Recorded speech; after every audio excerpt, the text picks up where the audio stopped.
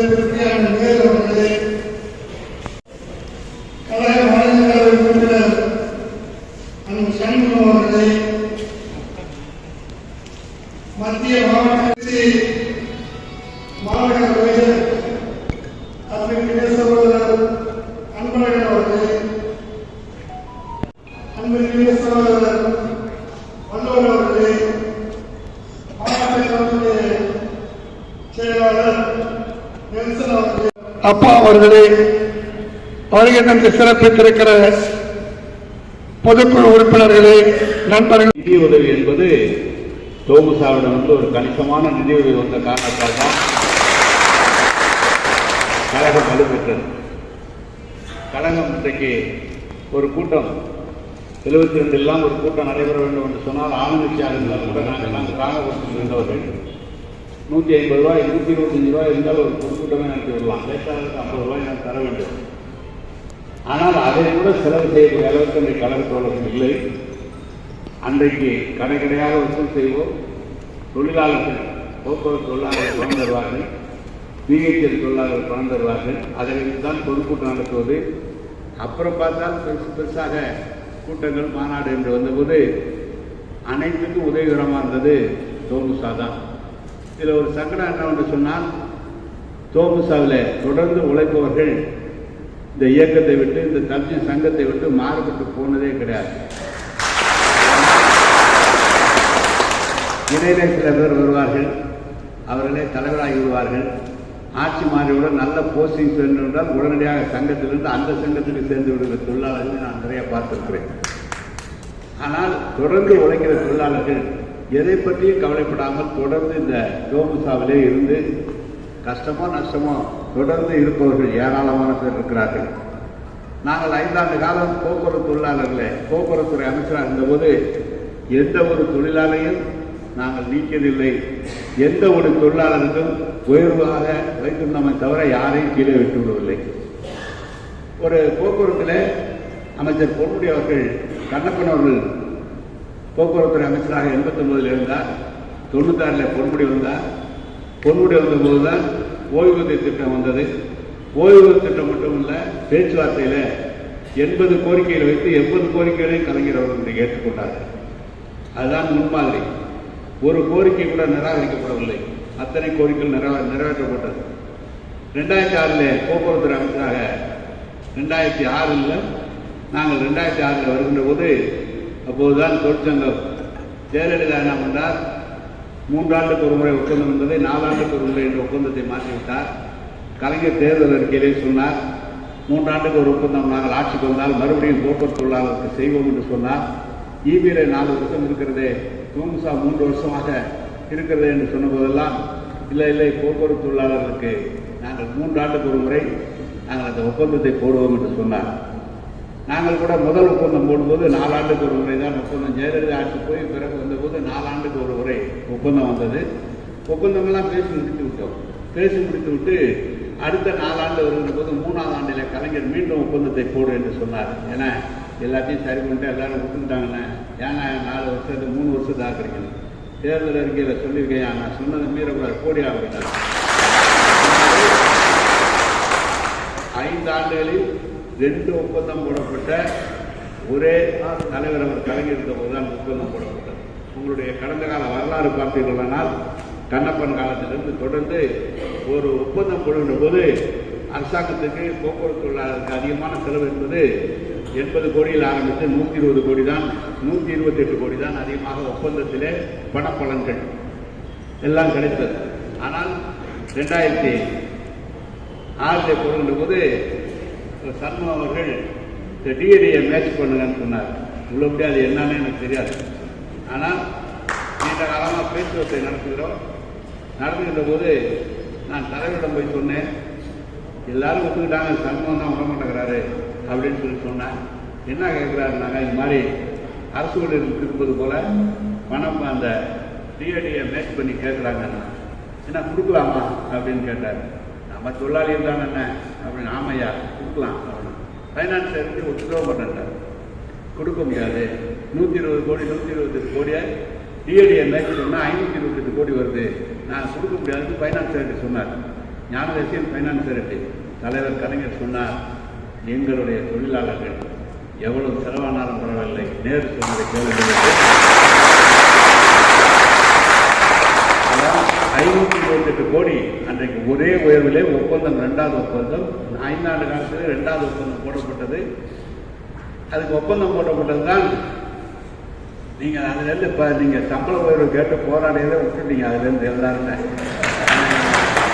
சம்பள உயர்வு கேட்கல. ஏன்னா மத்திய அரசு ஒவ்வொரு 3 மாதம் 4 மாதத்துக்கு ஏற்றுறான். ஆட்டோமேட்டிக்காக அவங்களுக்கு வந்து அரசு கிடைப்பது போல வருஷம் 1000 ரூபா உங்களுக்கு சம்பளம் உயர்வு. நாங்கள் இருந்தபோது ஆரம்ப தொழிலாளர்கள் போக்குவரத்து தொழிலாளர்களாக புதிதாக சேர்க்கப்பட்ட போது அவருடைய சம்பளம் அதிகபட்சம் 10,000 ரூபாய் தான் இருந்தது.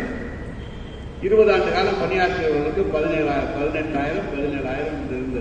ஆனால் இதற்கு பிறகு 25 ஆண்டு காலம் பணியாற்றியவர் இன்றைக்கு ஒவ்வொரு ஆண்டும் 1000 ரூபாய் 1500 ரூபாய் என்று கிட்டத்தட்ட கணிசமான அளவுக்கு சம்பள உயர்வு வந்துவிட்டது. இன்றைக்கு தொழிலாளர்களுக்கு அந்த பணப்பலன் கிடைத்திருக்கிறது.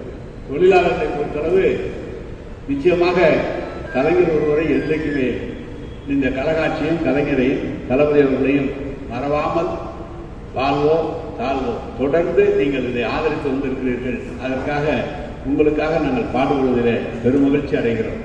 இன்றைக்கு கூட இந்த ஓய்வூதிய பணப்பலன்கள் கிடைப்பதிலே கொஞ்சம் தாமதம். ஒவ்வொரு அதிமுக ஆட்சியிலே சேர்ந்த மாதிரி 1000 கோடி 1500 கோடி என்று தந்தார்கள். ஓரளவு கொடுக்க முடிந்தது. இப்போது நம்முடைய ஆட்சியிலும் அந்த ஓய்வூதிய பணப்பலன்கள் அப்படித்தான் உங்களுக்கு கிடைத்துக் கொண்டிருக்கிறது. அன்றைக்கெல்லாம் ஒரு சராசரியாக நாங்கள் பொறுப்பேற்கின்ற போது 1,65,00,000 கிலோமீட்டர் தான் ஒரு நாளைக்கு என்பது அவ்வளவுதான் ஓடப்பட்டது. பயணிகளுடைய எண்ணிக்கை சென்னையில் கிட்டத்தட்ட 70,000 80,000 பேர் தான் ஒரு நாளைக்கு ஏறும். ஆனால் கலகாட்சியில் பேருந்துகள் விடப்பட்ட போது கிட்டத்தட்ட சென்னை மாநகரில் மட்டும் கிட்டத்தட்ட ஒரு 10 லட்சம் மக்களுக்கு மேலாக அதை பயன்படுத்தக்கூடிய அளவிற்கு அது வளர்ந்தது. எனக்கு எண்ணிக்கை சரியாக தெரியவில்லை, நான் சரியாக சொல்ல முடியவில்லை. நான் இன்றைக்கு அதை மறந்திருக்கிறேன். ஆனால் ஒவ்வொரு நீங்கள் சென்னையில் தொழிற்சங்கம் எப்படி இருந்தது என்றால் சங்கத்துக்கு தெரியும், எல்லாத்துக்கும் தெரியும். மார்க்சிஸ்ட் கம்யூனிஸ்ட் கட்சி தான் சென்னை மாநகர போக்குவரத்து கழகத்தை மேலாளர் தினந்தோறும் அவரிடம் போய் பார்க்க வேண்டும். இந்த இத்தனை ட்ரிப் ஓட்டணும் அப்படின்னா 7 ட்ரிப் ஓட்டணும்னா 4 ட்ரிப் ஓட்டிட்டு போயிடுவார் மார்க்சிஸ்ட் தலைவர் தொழிலாளர்கள். அடுத்த பஸ் எடுக்கணும்னா தொடர்ந்து 3 நாளைக்கு 4 நாளைக்கு ஓடுகிறவர் தொழிலாளி ஆட்டோமேட்டிக்காக போயிடுவார். ட்ரிப்பு ஓட்ட முடியாது, பஸ் எடுக்க முடியாது. அதனால் தோட்டத்தை மேனேஜர்ஸ் நேராக போய் அந்த மார்க்சிஸ்ட் தலைவர்களோடு பார்த்து தான் பேச வேண்டிய நிலைமை இருந்தது. அப்போது தான் கலைஞரிடம் கேட்டு இந்த போக்குவரத்து தொழிலாளர்களுக்கு 60,000 பேருக்கு மேலாக புதிய தொழிலாளர்களை அன்றைக்கு எடுத்தோம். எடுத்த பிறகு அங்கீகார தேர்தல் வந்தது. அங்கீகார தேர்தலில் மார்க்சிஸ்ட் 15% கீழாக வந்து முழு அங்கீகாரமும் தோமுசா என்றால் நம்முடைய போக்குவரத்து என்றால் தோமுசாதான் என்று இன்றைக்கு தான் உருவானது. இதெல்லாம் கடந்த கால வரலாறு. இன்றைக்கு 15 ஆண்டு காலம் ஆகிவிட்டது. கிட்டத்தட்ட நாங்கள் அதிலிருந்து வந்து 15 ஆண்டு காலத்துக்கு மேலே வந்து விட்டதுன்னு நினைக்கிறேன். கிட்டத்தட்ட அதில் எனக்கு சரியாக இந்த புள்ளி விவரங்கள் குறைந்து போய் தெரியல, எனக்கு மறந்துட்டேன். ஆனாலும் தொழிலாளர்கள் அன்றைக்கு நாங்கள் வாங்கின பஸ்ஸு தான் 15 வருஷம் ஓட்டினா. ஏடிஎம்கெல்லாம் ஜெயலலிதா ஆட்சியில் 91-96 5000 பஸ் வாங்கினாங்க. 96 அதுக்கப்புறம் 96-2001 பொன்முடி இருக்கும்போது 3000 பஸ் 3500 பஸ் 5000 பஸ் வாங்கினாங்க. 2006-11 15,000 புதிய பஸ்கள் வாங்கப்பட்டது. இப்போது அதிமுக ஆட்சியில் 10 வருஷத்தில் அவங்க வாங்கினது 5000 தான். இன்றைக்கு சிவசங்கர் இருக்கும்போது இந்த 3000 4000 5000 பஸ் 5 வருஷத்தில் கூடுதலாக வந்துவிட்டது. எனவே எப்போதெல்லாம் திமுக ஆட்சி வருகிறதோ அப்போதுதான் புதிய பேருந்துகள் வருகிறது. இன்றைக்கு புதிய வழித்தடங்களும் உருவாக்கப்படுகிறது. நான் எங்களுடைய காலத்தில் தான் எல்லா ஸ்டேட்லையும் பர்மிட் போட்டது, ஒப்பந்தம் போட்டது, அனைத்து ஸ்டேட்டுகளிலும் போடப்பட்டது. இன்றைக்கு நம்முடைய பேருந்துகள் 2 லட்சம் கிலோமீட்டர் அளவுக்கு வெளி மாநிலங்களுக்கு சென்று வருகிறது என்று சொன்னால் அந்த ஒப்பந்தம் கலைஞர் காலத்தில் போடப்பட்டது தான். எனவே இன்றைக்கு பொதுக்குழு கூட்டம் போடப்பட்டிருக்கிறது. விரைவில் அங்கீகார தேர்தல் வர இருக்கிறது என்று கருதுகிறேன். அங்கீகார தேர்தலில் இருந்த இடத்தை விட்டுவிடக்கூடாது. நாம் தான் வெற்றி பெற வேண்டும். அதுக்கு என்னென்ன செய்ய வேண்டுமோ அனைத்தையும் செய்யுங்கள்.